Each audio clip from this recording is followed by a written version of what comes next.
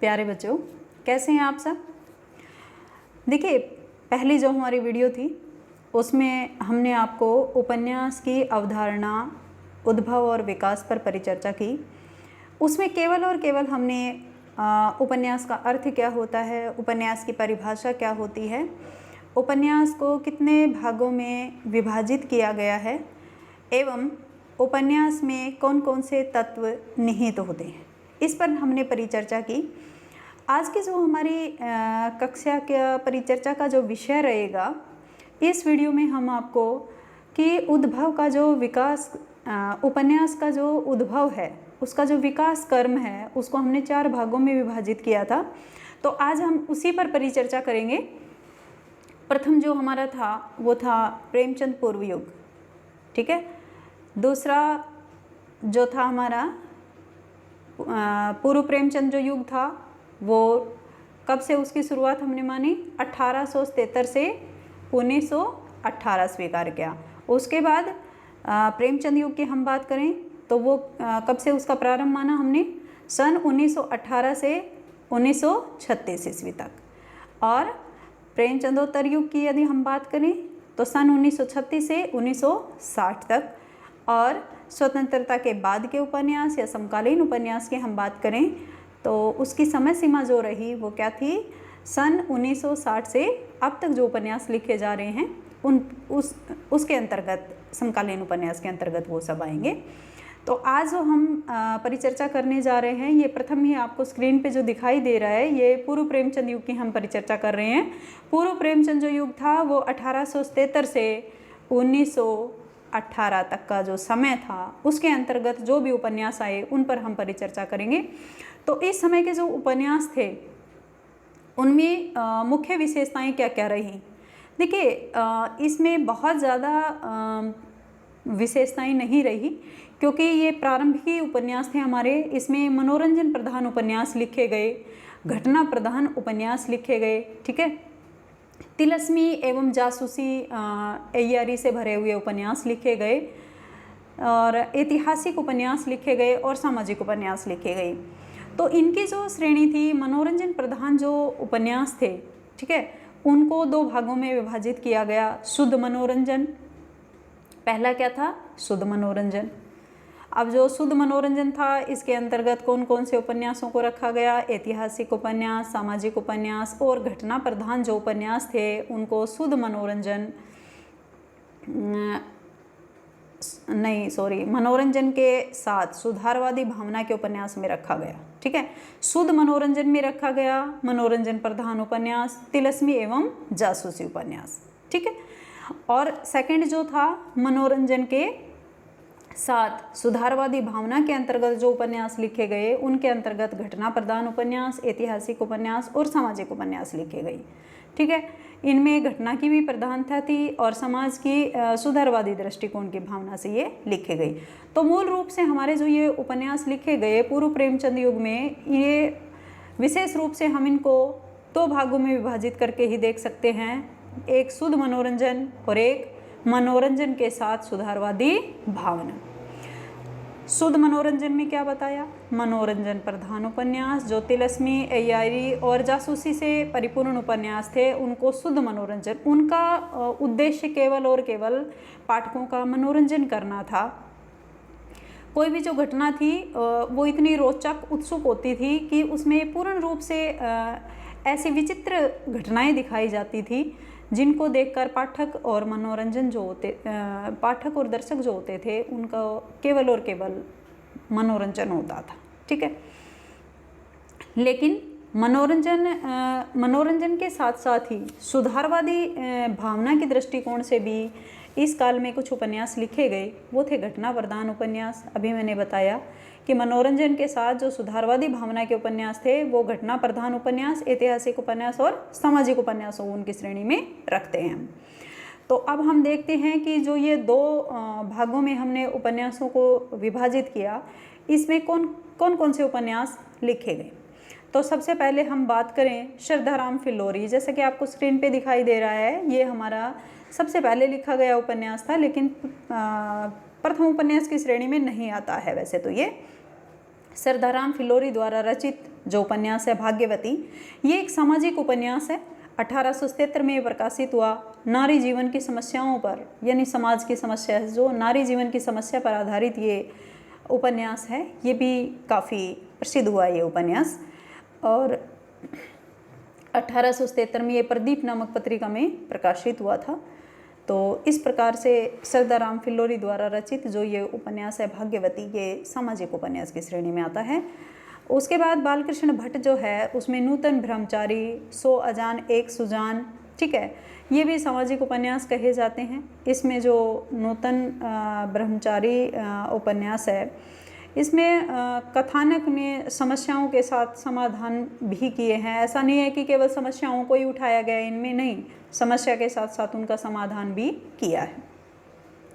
उसके बाद हम बात करते हैं ठाकुर जगमोहन सिंह जी की, जिन्होंने श्यामा स्वपन नामक 1888 में उपन्यास लिखा जो नागरी प्रचारणी द्वारा प्रकाशित किया गया।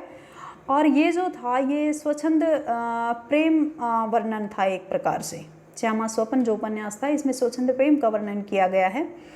उसके बाद राधा कृष्ण दास, जिसमें निशाय हिंदू, राधा कृष्ण दास द्वारा रचित निशाय हिंदू जो 1890 ईस्वी में प्रकाशित हुआ। और ये जो उपन्यास था इसमें हिंदुओं की दुर्दशा और मुसलमानों की कट्टरता को दर्शाया गया है। तो ये भी एक सामाजिक उपन्यास की श्रेणी में ही आता है, यानी सामाजिक समस्या को ही उठाया गया है। नेक्स्ट हम देखते हैं देवकीनंदन खत्री जी, जिन्होंने चंद्रकांता, हिंदी का प्रथम, जिसको हम तिलस्मी, जासूसी, अय्यारी, तिलस्मी और अय्यारी की श्रेणी में ये सबसे अधिक आता है, उपन्यासों की श्रेणी में इसको रखा जाता है। और ये जो उपन्यास था इसके साथ ही तिलस्मी उपन्यासों का जन्म हुआ। तो हम एक प्रकार से देवकीनंदन खत्री जी को जो है तिलस्मी जो उपन्यास लिखे गए उनका जनक तो नहीं मानते हैं, लेकिन प्रथम उपन्यास लिखने का उन्हें गौरव अवश्य प्राप्त होता है ये तिलस्मी उपन्यास, ठीक है। तो इसके बाद इन्होंने चंद्रकांता संतति लिखा, उसके बाद इन्होंने भूतनाथ लिखा। तो ये सारे जो थे ये तिलस्मी उपन्यास थे, यानी एक तरह से इनकी जो कथा थी वो बहुत ही वैचित्र्य पूर्ण थी, उसमें बहुत ही एक चमत्कारपूर्ण वर्णन किया गया था। उसके बाद हम देखते हैं किशोरी लाल गोस्वामी जी हैं जो हैं, उन्होंने ऐतिहासिक उपन्यास लिखे और बहुत सारे ऐतिहासिक उपन्यास उन्होंने लिखे। इनको ऐतिहासिक उपन्यासों का जनक कहा जाने लगा किशोरी लाल गोस्वामी जी को। तो इन्होंने यहाँ पर रजिया, पन्नाबाई, लखनऊ की कब्र, ठीक है, हृदय हारिणी, आदर्श रमणी, तो ये ऐसे उपन्यास इन्होंने लिखे जो ऐतिहासिक उपन्यास थे लगभग सभी, और ये बहुत ही अधिक प्रसिद्ध भी हुए। उसके बाद हम बात करते हैं गोपाल राम गहमरी, जिन्होंने जासूसी उपन्यास ही लिखे और इनको जासूसी उपन्यासों का जनक कहा गया, क्योंकि इन्होंने जो जासूसी उपन्यास लिखे वो बहुत ही उच्च कोटि के उपन्यास इन्होंने लिखे, जैसे अद्भुत लाश, बेकसूर को फांसी, सरकटी लाश, ठीक है, जासूस की भूल, गुप्तचर। तो ये एक ऐसे उपन्यास इन्होंने लिखे जो बहुत ही जासूसी उपन्यास थे और इनमें कहीं पर जासूसी के साथ साथ ये तिलस्मी भी हमें दिखाई देते हैं। तो इस प्रकार के जो उपन्यास थे ये हमारे पूर्व प्रेमचंद युग में लिखे गए। तो ये मैंने बहुत अच्छे से आपको एक्सप्लेन कर दिया है, आपको समझ आ गया होगा। फिर भी कहीं समझ नहीं आए आपको तो आप मुझे कमेंट बॉक्स में कमेंट करके पूछ भी सकते हैं। तो इस प्रकार से ये था हमारा पूर्व प्रेमचंद युग, यानी ये उपन्यास जो थे वो 1877 से 1918 तक लिखे गए। और ये जो उपन्यास थे इनके प्रमुख जो उपन्यासकार थे उनके विषय में हमने चर्चा की, और प्रमुख उपन्यासकारों ने जो उपन्यास लिखे उनके मुख्य विशेषताएं किस पर लिखे उन्होंने, मुख्य रूप से हमने मनोरंजन के ही दो भाग बना दिए, शुद्ध मनोरंजन जिसमें कि जासूसी और तिलस्मी उपन्यास आए, और मनोरंजन के साथ सुधारवादी भावना के दृष्टिकोण से जो उपन्यास लिखे गए उसमें घटना प्रधान, सामाजिक और ऐतिहासिक उपन्यास आ गए, ठीक है। और नेक्स्ट हम प्रेमचंद युग की बात करते हैं। हम जो हमारा प्रेमचंद युग है वो 1918 से 1936 ईस्वी में प्रकाशित हुआ, उन उपन्यासों को हम प्रेमचंद युग में रखते हैं। देखिए प्रेमचंद युग के जो उपन्यास थे वो अपने आप में ही बहुत सर्वश्रेष्ठ उपन्यास रहे, क्योंकि प्रेमचंद युग के जो प्रमुख विशेषताएं थी इस युग में आकर मतलब उपन्यास जगत को एक मतलब विशेष उपलब्धि मानी जाती है। तो प्रेमचंद युग की प्रमुख विशेषताएं क्या क्या रही? चरित्र प्रधान उपन्यासों की रचना हुई, ठीक है, समाज सुधार की भावना से रचना हुई, यहाँ पे शोषण का विरोध किया गया, मध्यम वर्गीय मानसिकता का चित्रण किया गया, इसमें राष्ट्रवादी विचारधारा को उठाया गया है, दलित एवं स्त्री चेतना को इसमें मुख्य विषय बनाया गया है। तो निम्नलिखित बिंदुओं के माध्यम से यानी ये विषय वस्तु हमें प्रेमचंद के जो उपन्यास थे उनमें मिलती है, प्रेमचंद युग के उपन्यासों में। तो उपन्यास जगत में मुंशी प्रेमचंद का आगमन एक विशेष उपलब्धि मानी जाती है। इन्होंने तिलस्मी और जासूसी की पिटारी में बंद हिंदी उपन्यासों को मुक्त किया, क्योंकि इससे पहले जो उपन्यास लिखे जा रहे थे वो कैसे लिखे जा रहे थे? जासूसी और तिलस्मी उपन्यास लिखे जा रहे थे। लेकिन इन्होंने जब प्रेमचंद का उपन्यास क्षेत्र में प्रवेश हुआ तो उन्होंने ये जो एक परिपाटी चल पड़ी थी कि तिलस्मी और जासूसी उपन्यास लिखे जा रहे थे, उपन्यास को इससे इन्होंने बाहर निकाला और सामान्य जनजीवन से उन्होंने उपन्यास विधा को जोड़ा। प्रेमचंद ने उपेक्षित नारी जाति तथा मजदूर और किसानों की व्यथा कथा का यथार्थ वर्णन उन्होंने अपने उपन्यासों में किया है। अब उपन्यासों की परंपरा का प्रचलन इतनी तेजी से होने लगा था कि प्रेमचंद युग में कथानक, पात्र योजना, चरित्र चित्रण, कथनों उपकथन जो थे, देश काल आदि की दृष्टि से सभी अर्थों में उपन्यास लिखे जाने लग गए थे। ऐसा नहीं था कि तिलस्मी और जासूसी उपन्यास ही लिखे जा रहे थे, अपितु उपन्यास में जो भी तत्व होते हैं उन सभी को यानी उनकी तात्विक समीक्षा के आधार पर जो खरे उतर रहे थे ऐसे उपन्यास इस समय लिखे जाने लग रहे थे। तो इस प्रकार से प्रेमचंद युग के जो प्रमुख उपन्यासकार रहे उन पर हम थोड़ी सी परिचर्चा करेंगे यहाँ पर कि प्रेमचंद युग के प्रमुख जो उपन्यास हैं वो प्रेमचंद जी हैं। प्रेमचंद ने उपन्यास विधा को सामान्य से जोड़ा, ठीक है। उपन्यासों में नारी जाति, मजदूर व किसान वर्ग का संघर्ष, जमींदारी प्रथा को मुख्य कथानक के रूप में उन्होंने लिखा। अब जो उनका उपन्यास हमें प्राप्त होता है, ठीक है, प्रेमचंद जी का उपन्यास हमें सेवा सदन प्राप्त होता है। सेवा सदन के बाद वरदान, वरदान के बाद कायाकल्प, कायाकल्प के बाद निर्मला, ठीक है, गबन, करम भूमि, गोदान, मंगलसूत्र, और जो मंगलसूत्र उपन्यास था इनका वो अपूर्ण रहा, ठीक है। तो यहाँ हम थोड़ी सी कुछ प्रेमचंद जी के जो कुछ उपन्यास हैं उन पर थोड़ी सी परिचर्चा करेंगे कि उन्होंने किस प्रकार से इन उपन्यासों का विषय क्या बनाया, ठीक है। तो हम बात करें सेवा सदन की जो 1918 में प्रकाशित हुआ था, ठीक है। तो सेवा सदन में सामाजिक अत्याचार से पीड़ित, किसको उठाया उन्होंने? सामाजिक अत्याचार से पीड़ित नारी समाज के पतन और वेश्यावृत्ति में सुधार की समस्या का विश्लेषण किया है उन्होंने इसमें, ठीक है। वेश्यावृत्ति के सुधार का विश्लेषण किया है इसमें। और प्रेमचंद जी ने वेश्यावृत्ति की समस्या को दहेज और नारी की अशिक्षा से जोड़कर ही वो देखते थे। ऐसा नहीं था कि वेश्यावृत्ति की समस्या अलग है, दहेज प्रथा और अशिक्षा जैसी समस्याएं जो थी उन्हीं से ही उन्होंने जो है वो वेश्यावृत्ति की समस्या को भी जोड़ा और उसी दृष्टिकोण में उन्होंने एक समाज की बुराई मानकर उसका विरोध किया। तो सेवा सदन की थोड़ी सी जो इसमें मुख्य बिंदु थे उन पर हमने प्रकाश डाला। उसके बाद हम इनका अगला उपन्यास देखते हैं कायाकल्प, ठीक है।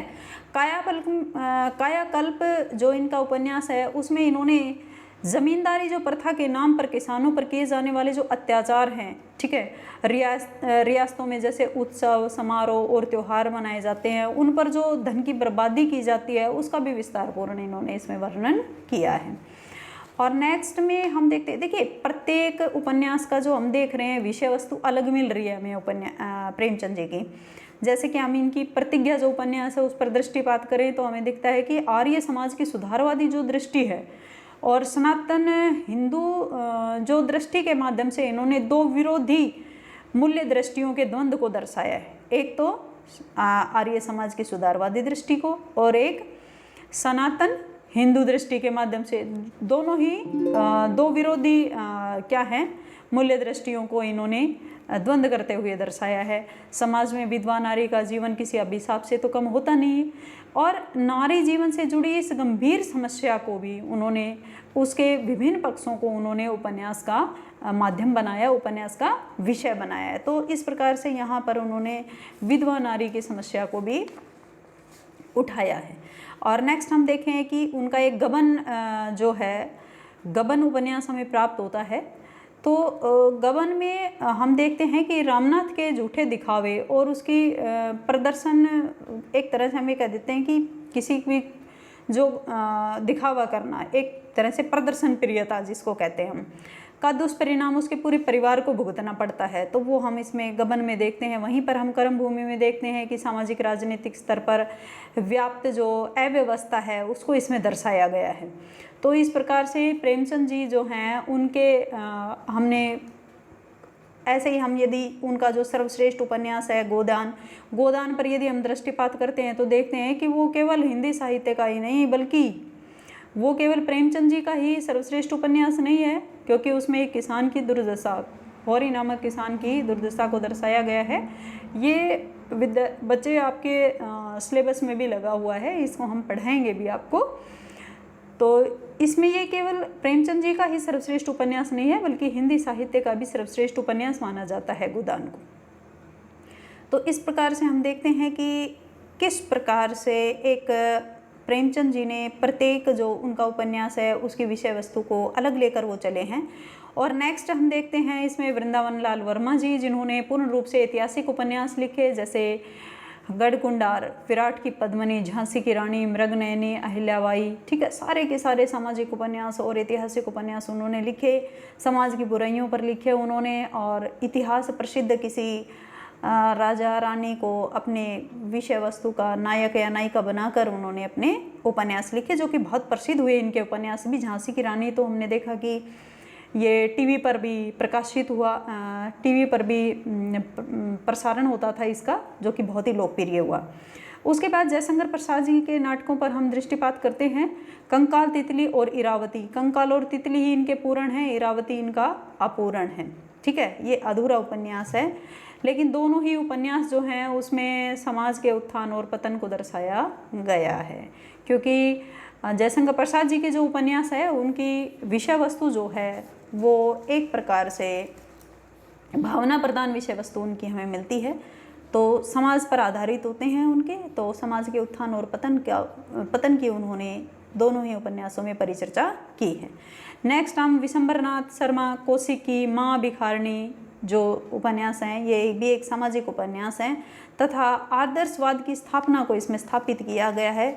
जैसे माँ उपन्यास में हम देखते हैं तो माँ के आदर्श चरित्र के साथ साथ उन्होंने वेश्यावृत्ति की बुराइयों को भी इसमें दर्शाया गया है, ठीक है। और भिखारिणी में जो है, भिखारिणी जो उनका उपन्यास रहा वो भी काफ़ी प्रसिद्ध हुआ। और भिखारिणी उपन्यास में रामनाथ और जस्सी की जो प्रेम कथा है और वो जो अंतर्जातीय विवाह करना चाहते हैं, ठीक है, उसकी स्वीकृति को लेकर इसमें उत्पन्न जो समस्याएं हैं उनको, समाज की मानसिकता को दर्शाया गया है। और समस्या ये है कि अंतर्जातीय विवाह उस समय निषेध होते थे, तो उस विवाह को कोई स्वीकार नहीं कर रहा है। तो इस प्रकार की जो परिस्थितियां हैं वो उसमें दर्शाई गई। तो इस प्रकार से हम जितने भी हमने यहाँ पे जो भी उपन्यास की परिचर्चा की, थोड़ी थोड़ी उनके मुख्य बिंदुओं पर जब हमने परिचर्चा की तो आपने देखा कि सभी की विषय वस्तु जो है उसमें बदलाव है, ठीक है। समाज की बुराइयों को लेकर मुख्य विषय बनाए गए हैं। नेक्स्ट हम देखें शिवपूजन, सहाय, देहाती और दुनिया, तो ये पूर्ण रूप से समाज पर आधारित रहे। सियाराम शरण गुप्त जी की गोद, अंतिम आकांक्षा, नारी, ये सारे के सारे जो उपन्यास उनके रहे ये गांधीवादी उपन्यासकार कहे जाते हैं। गांधीवादी विचारधारा इनमें हमें देखने को मिलती है। उसके बाद यदि हम निराला जी की बात करें तो इन्होंने अप्सरा, अलका, निरुपमा, प्रभावती और चोटी की पकड़, काले कारनामे, पूरे के पूरे सामाजिक बुराइयों के ऊपर अपने सामाजिक घटना प्रधान इनके उपन्यास रहे। ऐसे ही भगवती प्रसाद वाजपेयी जो है वो प्रेम पथ, अनाथ पत्नी, मुस्कान, चलते चलते और टूटते बंधन, इस प्रकार के इन्होंने उपन्यास लिखे जो काफ़ी प्रसिद्ध हुए। उसी श्रेणी में पांडे बेचन शर्मा उग्र जी ने चंद हसीनों के खतूत और दिल्ली का दलाल, ठीक है, वधवा की बेटी, शराबी, इस प्रकार के उपन्यास लिखे जो कोई बहुत ही अधिक प्रसिद्ध हुए। तो प्रेमचंद के समय के जो उपन्यास थे वो घटना प्रधान, सामाजिक बुराइयों को लेकर, ऐतिहासिक घटनाओं पर आधारित, ठीक है, समाज की एक तरह से स्त्री की दशा को लेकर, तो इस प्रकार के इन्होंने उपन्यास लिखे जो कि बहुत ही प्रसिद्ध हुए। इनके उपन्यास जो हैं वो इतने अधिक प्रसिद्ध हुए कि प्रेमचंद युग को हिंदी का प्रेमचंद को उपन्यास सम्राट मान लिया गया। और प्रेमचंद के जो उपन्यास थे वो एक तरह से दिशा निर्देश का काम करने लगे आगे आने वाले उपन्यासकारों के लिए भी। तो प्रिय विद्यार्थियों, अब हम एक दृष्टिपात शायद इस वीडियो में शायद हम आज भी पूरा आपको उपन्यास का उद्भव और विकास नहीं करवा पाएंगे, क्योंकि अभी तक हमने केवल आपको 2 टॉपिक करवाए हैं, पूर्व प्रेमचंद युग और प्रेमचंद युग। ठीक है, तो अब हम थोड़ा सा इस पर ये देखेंगे कि प्रेमचंद और जयशंकर प्रसाद प्रेमचंद युग के 2 प्रमुख निबंधकार रहे हैं इसमें। ठीक है, तो उन दोनों के जो निबंध थे उनमें हमें क्या विशेषताएं नज़र आती हैं। ठीक है ना, कि इस युग के उपन्यासकार में हमें 2 शैलियाँ नज़र आती हैं। 2 शैलियों का चयन हुआ जिसमें कि प्रेमचंद शैली और जयशंकर प्रसाद जी की शैली। दोनों शैलियों में मुख्य अंतर यह है कि वह भावना को लेकर है और घटना को लेकर है। प्रेमचंद की शैली में घटना को प्रमुख स्थान दिया गया है, जबकि प्रसाद जी की शैली में मानव मन के विश्लेषण पर जोर दिया गया है। इस समय तक हिंदी उपन्यास का क्षेत्र व्यापक हो गया था। ठीक है, और मानवीय संबंधों को उजागर करने वाला एक महत्वपूर्ण दस्तावेज बन चुका था उपन्यास केवल उपन्यास ही नहीं रह गया था, बल्कि मानवीय संबंधों को उजागर करने वाला एक महत्वपूर्ण दस्तावेज बन चुका था वो। और इतना ही नहीं, प्रेमचंद और प्रसाद ने साहित्यिक भाषा को जीवन से जोड़कर उपन्यास साहित्य को एक नई दिशा प्रदान कर दी थी।